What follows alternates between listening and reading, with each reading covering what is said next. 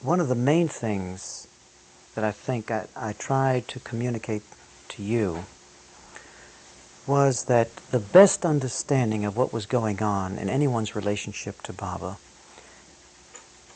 leads that person to realize much more clearly with his effort that Baba, in fact, invisible as he is, as real as the world seems to be, and as mechanical as it seems to be, Baba really is directing everything. The individual has to come to a greater conviction about that. That's not something, it can be stated in words and sounds very simple, but it's not a simple thing to do something about it, because that is what takes almost every moment of every day, or at least all the effort and more that the individual can make to develop that kind of conviction. And what happens then is, through this conviction, the individual begins to see that this reality that we refer to as Baba, who really cares, is the only one who really cares about your real welfare, is really, from moment to moment, actually arranging the events of your life. And that the growth of this conviction, with a tremendous amount of work, the most worthwhile work that can be done, gradually makes it clear to the individual that that is the important thing. The reliance and conviction about Baba, not all the other things, no matter how exalted our work may seem to be. It's the conviction that makes us able to function in our work with any degree of anything that's worthwhile.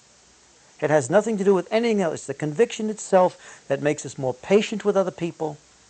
Only with conviction about Baba growing does the individual feel like he's got a treasure somewhere. And if you feel like you've got this treasure somewhere, this great worthwhile thing, you're far happier inside, and consequently you're far more patient with other people. And that's the way I see it, in a very simple way, although it is the most difficult thing in the world. Baba said it's possible through me. You know what he says in his universal message. It is possible through me. But that has to be viewed with the statement of the alternative. It is impossible without me. That's the way it has to be viewed. So the real work, Jim, because who can tell exactly how a person should deal with this, that, or the other thing? It depends on the person's intelligence. It depends on so many things. He may be preoccupied with other things, and even at that moment, his great ability might not even be available to him. But the attitude of positiveness only comes from Baba. There's an appearance of positiveness that says, I'm going to be patient, I'm going to persist even though these things are not what I like. It's the attitude that causes the individual to gradually become increasingly hopeful, or increasingly believing in the reality that Baba is. That is the thing that works. That's the thing, because none of us know the real effect of what we do.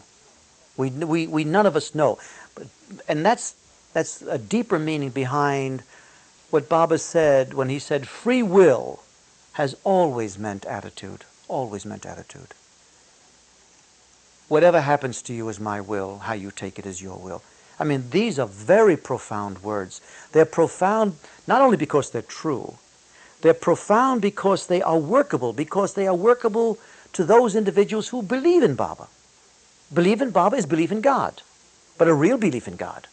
See? But that doesn't mean we are free from worry. It means it's possible for us to become free from worry now. But that's what we always have to do. What happens in your practice, in my judgment,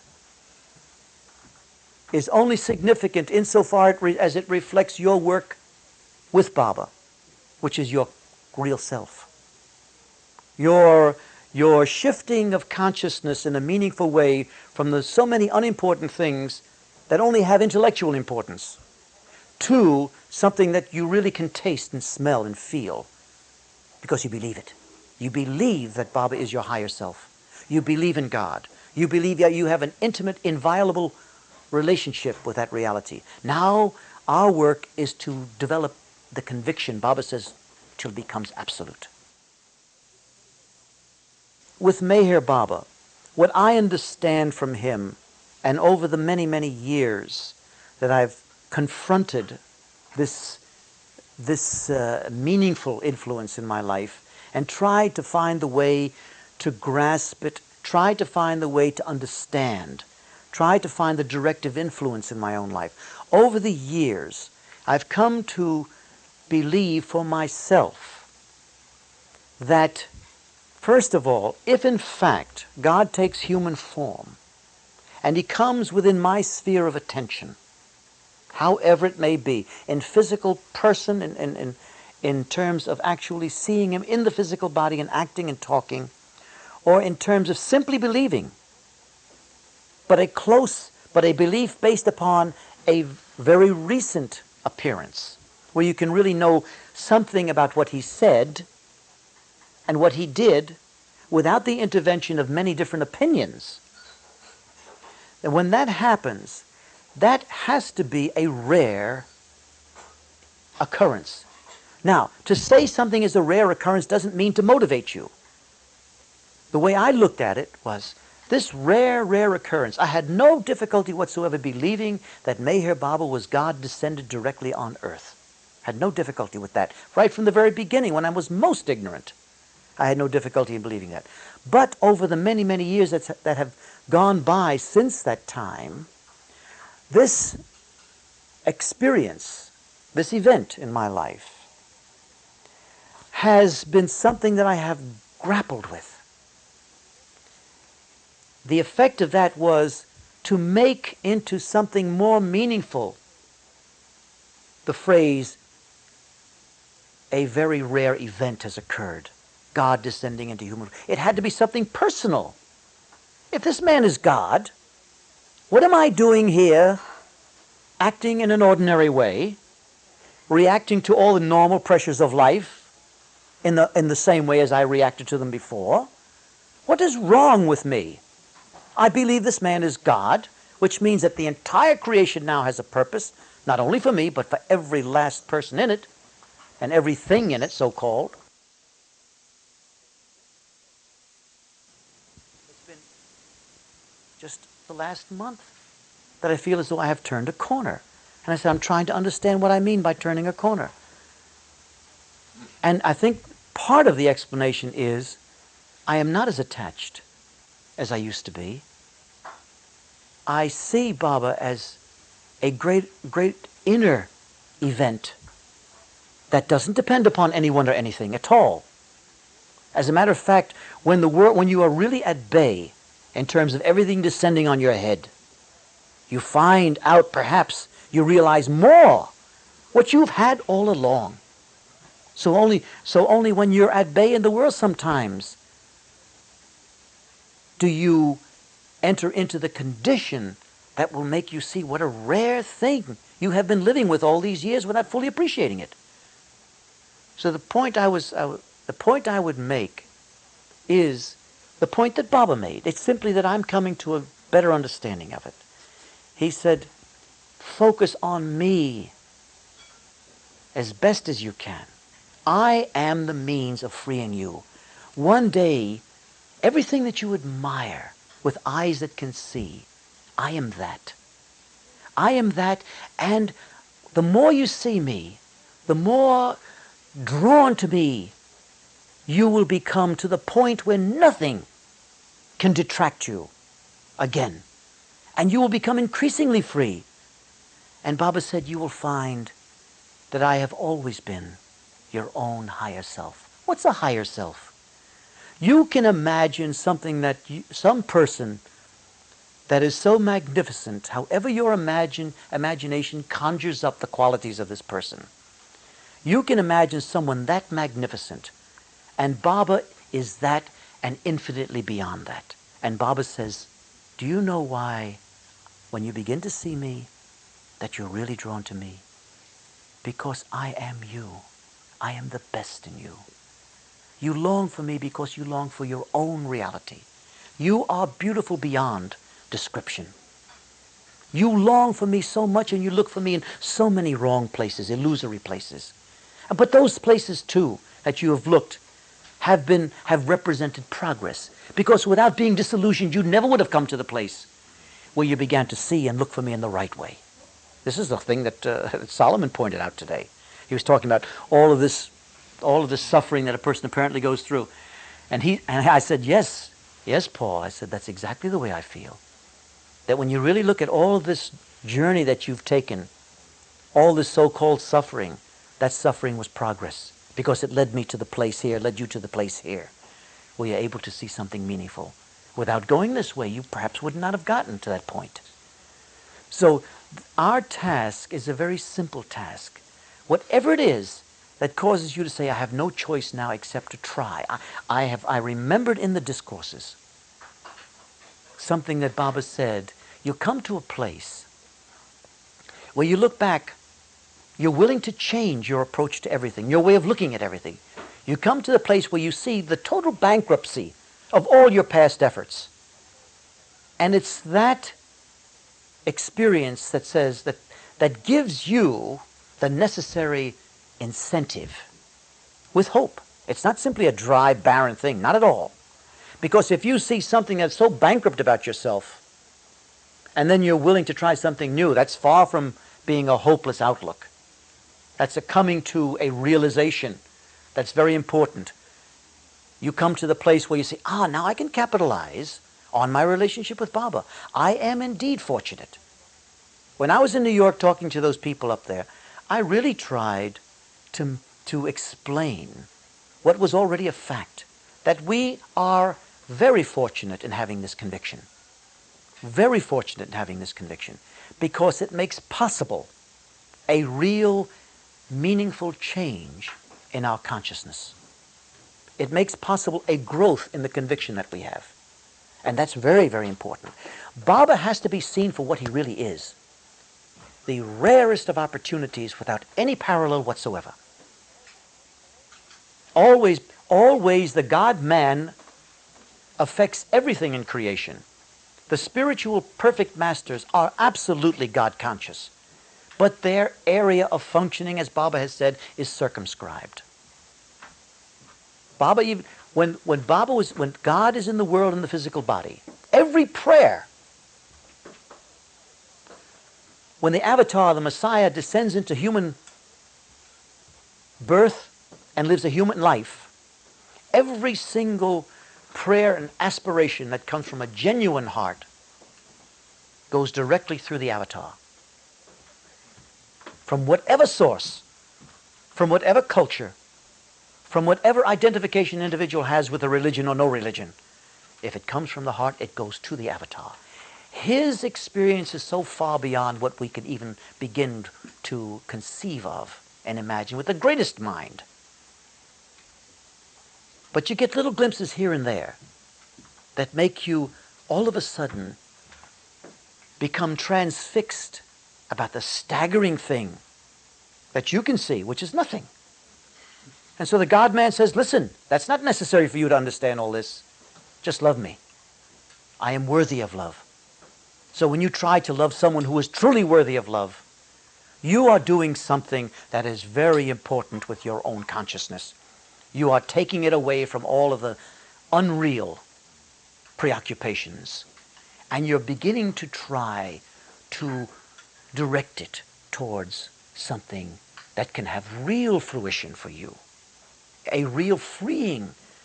What you begin to see more and more and more by this effort of yours will result in it being easier and more easy for you to think less and less and less about illusion and become intrigued about the reality that I am totally the symbol of.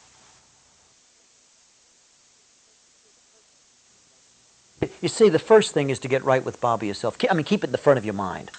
Immediately, when you begin to think about Baba, in the beginning, you're not really seeing or feeling anything of significance about Baba because your mind is still out there.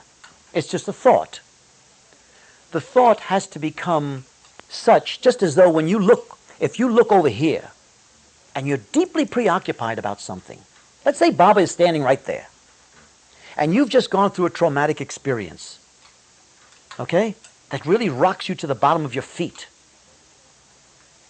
And you look over here at Baba. Are you seeing Baba? Your mind is preoccupied upon this. That's exactly what it means to be attached to illusion. So your mind is preoccupied. Your consciousness is a captive of your thoughts. And your thoughts are rooted in your fears. And your fears are born of thinking illusion to be reality. So, when we look at Baba, just as I was reading the discourse, I think all of us probably, the more we heard, the more our minds became a little more quiet, and a little more quiet, a little more quiet, and gradually began to hear some things. Same way. If I work with Baba, I don't want to see those people out there that are putting pressure on me, that come up with all kinds of things that I might react to in my work. But if I am thinking of Baba in a meaningful way, I am less bothered because my vulnerability is less, because I now see something that is really important and really real, and I'm related to it, as everyone is. The simple difference is some people are more conscious of it than others. That's the only difference. We're all that. And then when I go and deal with my problems, I'm much more effective in not reacting. And if the less I react, the more I see, the more I understand, the more I can cope with the many things that have to be coped with. So what I'm really saying is the same thing as you, Grant. It's just that my way of putting it is, I realize that the first thing is to try to keep Baba in the front in a meaningful way. And that's not going to be easy, but we have to keep working at it.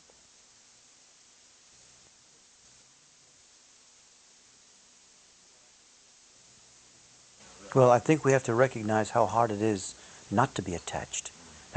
You're talking about the work of very few people in meaningfully becoming detached by focusing on something real. How many people even believe in anything real?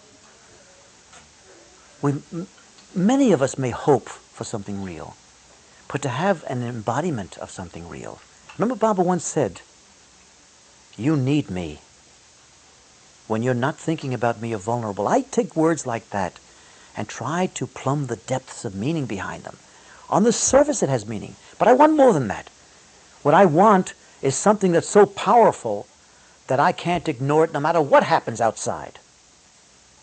When you're not thinking about me, you're vulnerable. I'm saying to myself, God is saying that.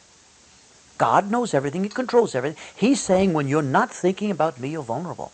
My God, if that doesn't tell something as clearly as it can be stated, now it's necessary for me to recognize the powerfulness and the direction of a statement like that. There are many times I don't think about Baba. There are many times I think about Baba, but I don't think about him in the right way. So that's the work. You know, I think we're so asleep that we expect some kind of an instantaneous transformation through some intellectual recognition of something. And we must always remember what Baba said, the intellect is the lowest form of understanding. But in your case, Jim, you have a fine intellect, but you also have a heart. And that struggle is going on, as it does with all of us. But once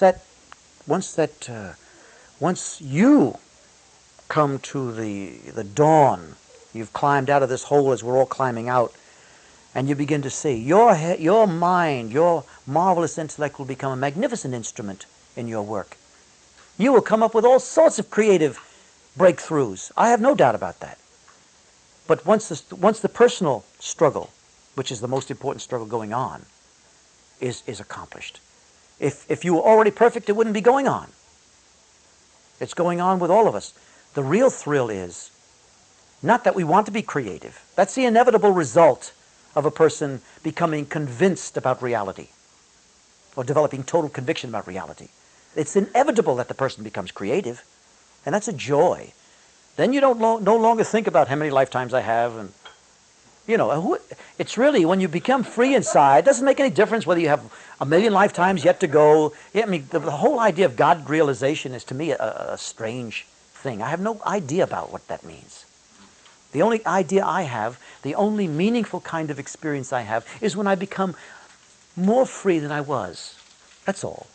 That's meaningful to me. When I become less offended, less reactive, that's very meaningful to me. Because that makes the goal come into focus. The representative goal, the God-man. See, It's not that I long to be anywhere. I'm less bothered by being somewhere. That's what happens. And that is enough. And that's enough.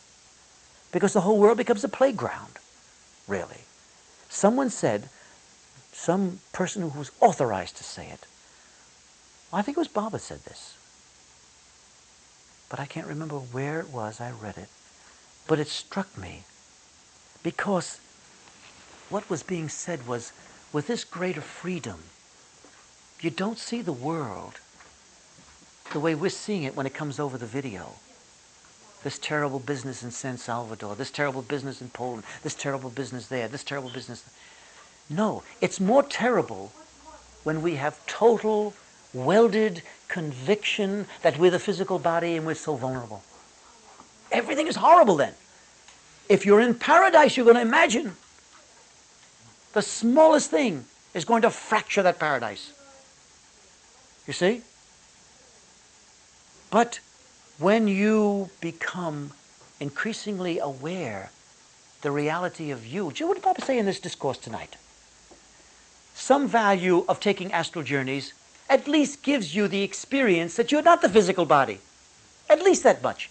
There's so much terror and heart-rendering suffering that arises simply from the conviction that we are so vulnerable because we believe we are the physical body and subject to the slings and arrows of outrageous fortune, as Shakespeare beautifully put it.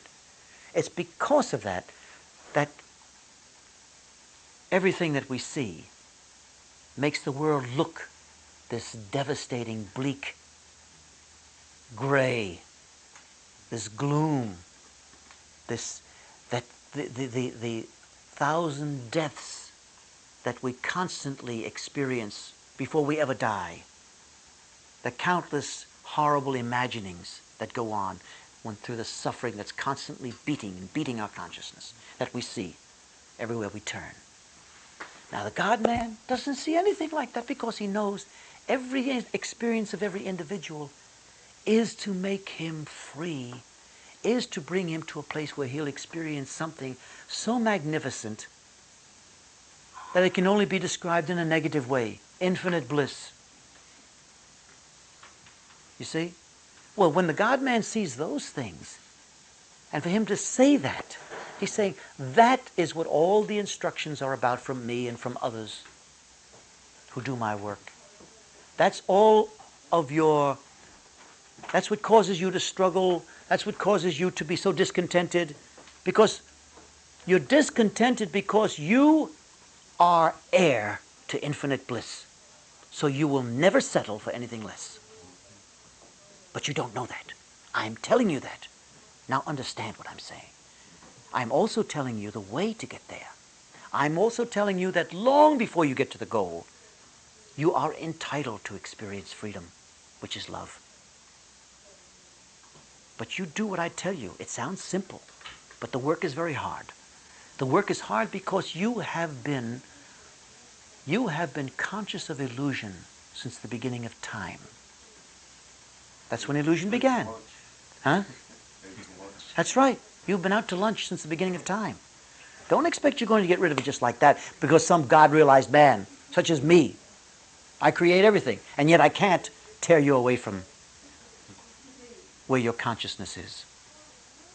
But if you learn to love me, not only will you be torn away from the illusion that gives you such terrible suffering, not only that, but you will become a God center in your own right. See, the two vases, the fragile one that was cleaned instantly, give you God realization instantly, and the other one, painstakingly, millions of lifetimes of gradually growing, gradually getting stronger, and then standing there in your full achievement, your pristine glory, solid and real, your consciousness forever experiencing infinite bliss. That's what Baba wants for us. And he doesn't care. Whenever he says, say whatever you think I am. If you think I'm the devil, say so. It doesn't bother me. Nothing can harm me. But it's honesty that I want from you, because honesty will make you grow. Honesty will take you to the goal.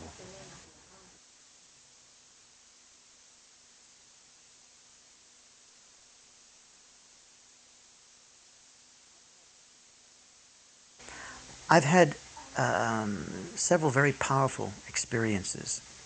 I would say, even though the first time I met Baba, which was 1956, even though that was such a remarkable thing, it was not nearly as powerful as 1958, when what I experienced was such complete and total focus on his reality, his importance, his everythingness, that nothing else made any difference. Before that moment, I went through a very tremendous turmoil inside myself. This was down at the center. And then after that, I was called, together with my wife, to see Baba. And at that moment, everything was zero. That is to say, had no value, except his reality. And it was not an intellectual thing by any means.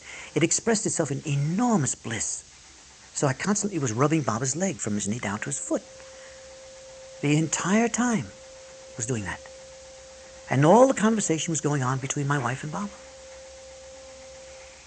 And at that time, nothing that you mentally would attribute value to, such as Baba saying, I'm going to do this, or I'm going to do that, or you're very advanced, or you're on the plains, or you're this, or you're that, or you're going to become perfect tomorrow. None of those things would have made any difference, because that moment was so filled with meaning that everything else was irrelevant. The mind had slowed down so completely that it was able to grasp with an enormous impact his significance. So, notwithstanding that, my experience has been similar to the experience of others, that there were moments when Baba was very real and very close, and there was deep, meaningful appreciation of his reality when he was in India, and I was over here doing my ordinary little things, over and over and over again. I do not think of Baba in terms of when I saw him or things like that. I think of Baba now. I really don't even think about that. I think of him as this constant interaction, day to day, with him. And of course, this discourse points up how absolutely necessary it is for everyone. Because the people who were living with Baba, I feel quite sure, learned a great deal after he dropped his body in terms of what was important, what was vital. To focus on him all the time, this kind of thing. These are words. We believe what he says when he says them, but they're only words until the deep need requires the unfolding of the real meaning of those words. The vitality which draws you closer or focuses your attention on him in a far more meaningful way. And the struggle then is to disengage consciousness from all of your fears, all of your pressures. That's the struggle. On the one hand, we see the absolute necessity. He's not going to rearrange in the way we would like him to the little unimportant events of our superficial physical lives. Doesn't do that. Because what we want reflects our childishness. Now I don't mean childishness. What we want reflects our desires, which is far worse than being childish. And what he wants for us is the final and total freeing of our consciousness from that kind of slavery that makes us subject to every possible pressure that illusion, Maya, can generate, which is always changing.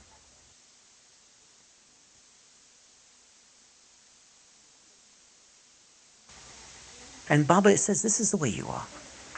So you really can't tell. The mind is shifting like has no more permanence than the movement of water, of the waves. There's nothing permanent there. And yet what does he say? We try to establish an abiding reality in the midst of constant change. Why? Because our self wants an abiding reality. But Maya and our addiction or attachment to it causes us to try and establish this abiding reality in a place where it can't be established. So gradually we wake up to these things. So what Sarosh was saying to me, from so much experience with Baba, and he was the person that Baba always turned to for the impossible jobs. And Sarosh was of the temperament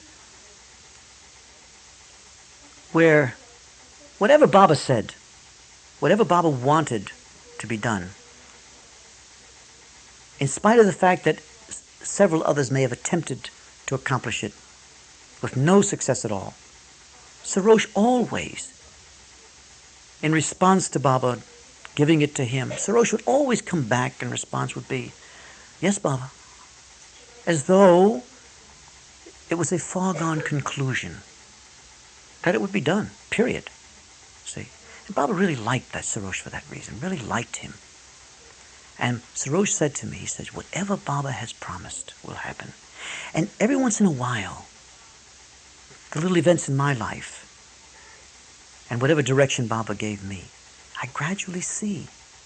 And it's always surprising because you do get fixed in your attitude in thinking of where you're going, or the type of, or how your progress will unfold, you know? Or how bound you are. And as time goes on, you begin to see Baba not being bound by time. Even when he lays out a time period, you misunderstand when you try to interpret it in terms of your own limited understanding. It may sound like this much time, but where he means this much time, or even shorter. But inevitably, I see that this is continuing to unfold. That the many things that I thought of, that I have thought of in connection with what Baba has said, do come to pass. Now, the only difference in the relationship of one person to Baba and another person to Baba is the attention and the focus of each of those respective individuals, the attention they pay to the importance of that relationship, the effort they make at trying to not only focus on Baba, but trying to understand what Baba is. What is he? You have little clues. He's given you many clues. The biggest clue of all is that which you can rest like a child in. His concern, his total concern for you. Now that's the big one. But beyond that, Baba wants us to try to understand what God is. To grope with, preoccupy the mind with that. After all, life is short. All of the events that we seem to place so much importance in are very temporary and rarely to our liking. The events that come within our experience are to a large extent, the important ones, so difficult for us to control, and so often beyond or the opposite of what we would prefer. And beyond that, the endless moments that our consciousness, addicted and attached to what is unreal, the endless moments that our consciousness is preoccupied with thoughts that are primarily rooted in worry and concern. So Baba says, look, this is your state. This is your state. You have a chance. This state that is nothing but abject slavery and total and ultimate disillusionment with everything that you go through and experience in life, rooted in your desires. That is like having looked in a given direction since the beginning of time, since the beginning of your separateness. And your belief in me is like having realized that there is another direction.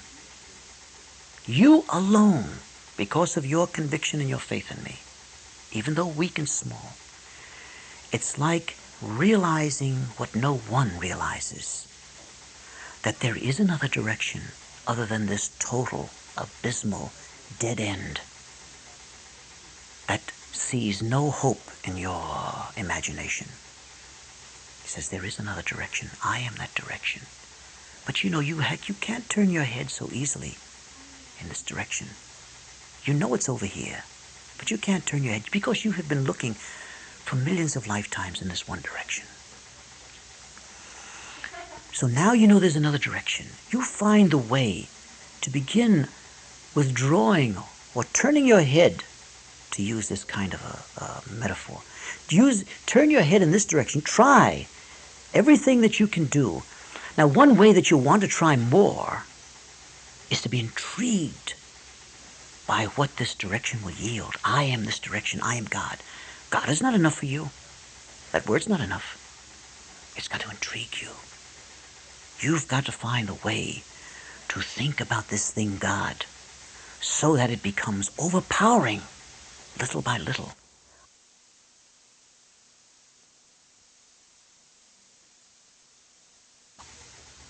This goes on continuously.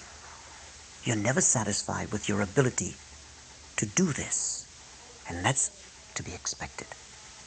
You'll never be satisfied until you experience perfection. But every time you make this effort, you will begin to find the way yourself. But while you're making that effort, who do you think there is that's helping you? Who?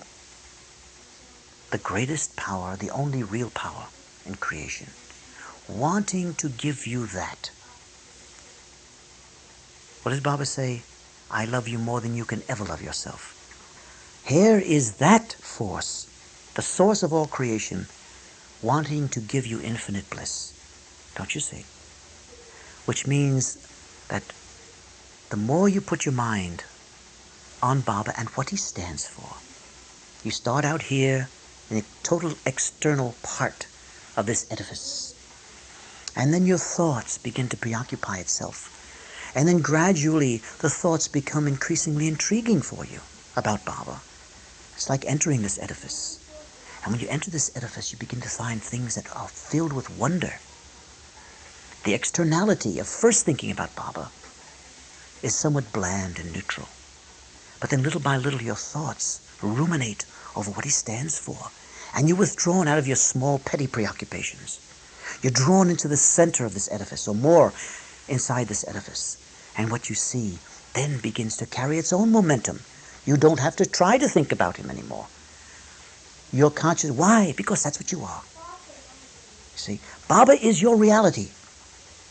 It's impossible. Every time you look for something that gives you pleasure, love, no matter how shallow the level we're talking about, that motivation comes from the deeper reality that you are, that wants infinite divine love, infinite oneness, the abiding reality in the midst of constant change. That's what you are. It's impossible that an individual in time would not succumb to Baba. It's impossible, because he is totally the goal, and he as the goal represents the reality of each one of us, the thing we have been searching throughout time for. So it's impossible that when we see him with any degree of understanding, that we would not be drawn to him. Impossible.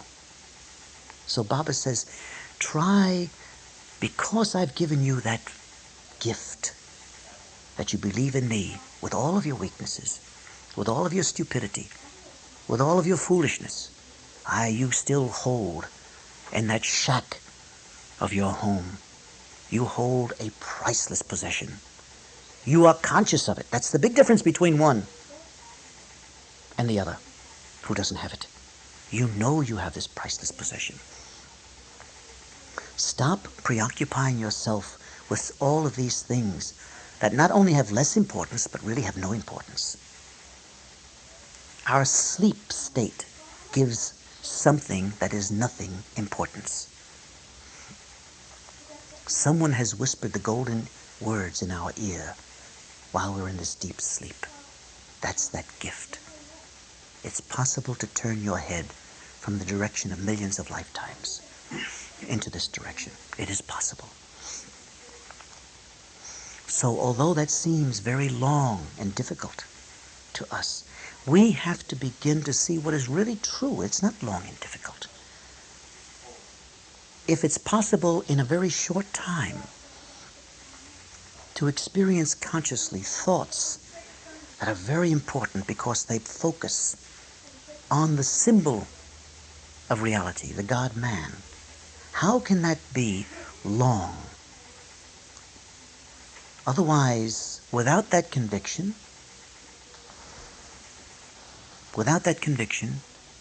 it would be impossible to turn your attention.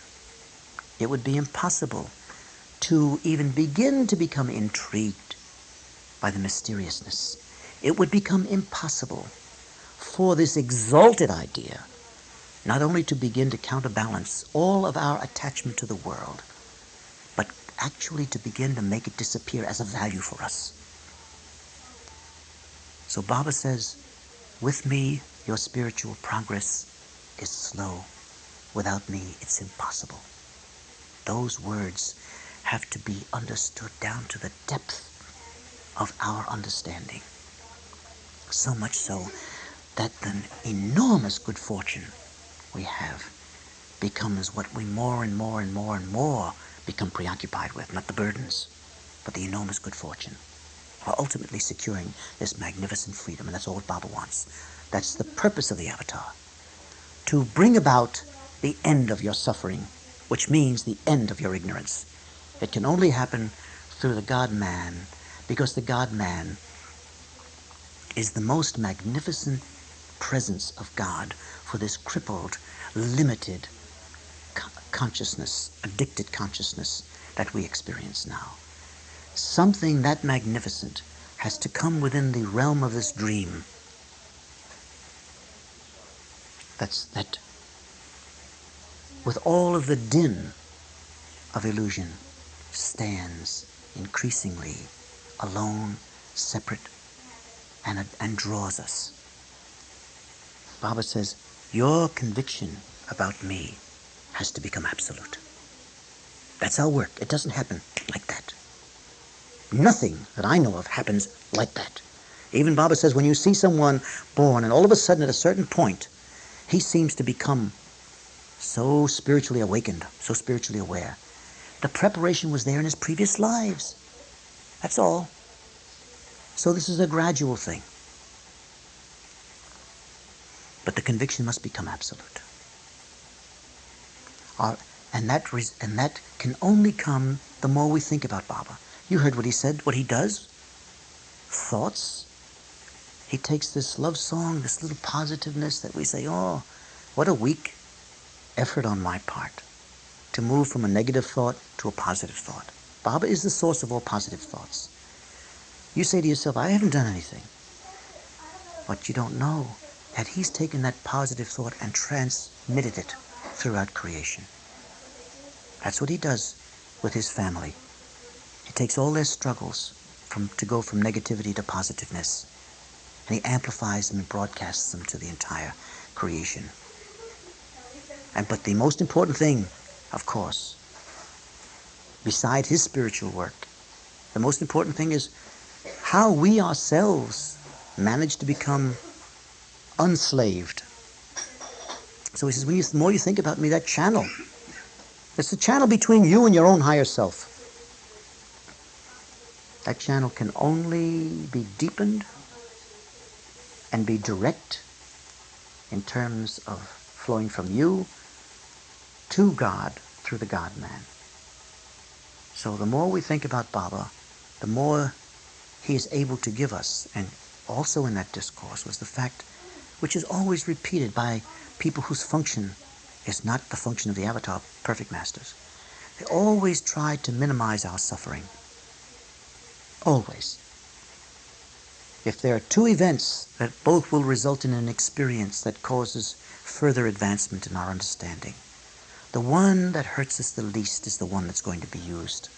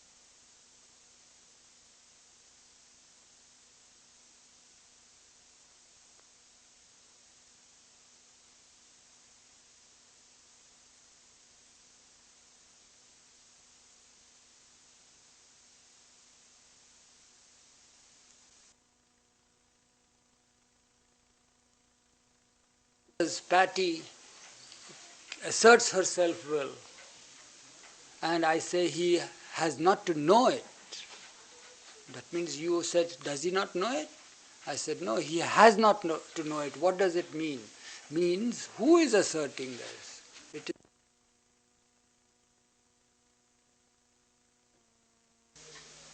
the heart is at it has flared up, just as you have the flares in the sun. It just flares up, you see. But you want to become one. You don't want to be the heart. You want to be it, the flame itself. You see, the effulgence. And that's an obstacle also. Pardon? Is that obstacle also? Yeah, that is also obstacle. So then what happens? Just wait. Don't be too hasty. Then what happens? The flare-up is so great that obstacle automatically disappears by His grace, and you begin to derive the why, what do you mean by His infinite compassion? What do you mean by His infinite charity and all that? So, but my tongue is tied. But your narration of the events in the process or in the gradual course in the life to come is very fine.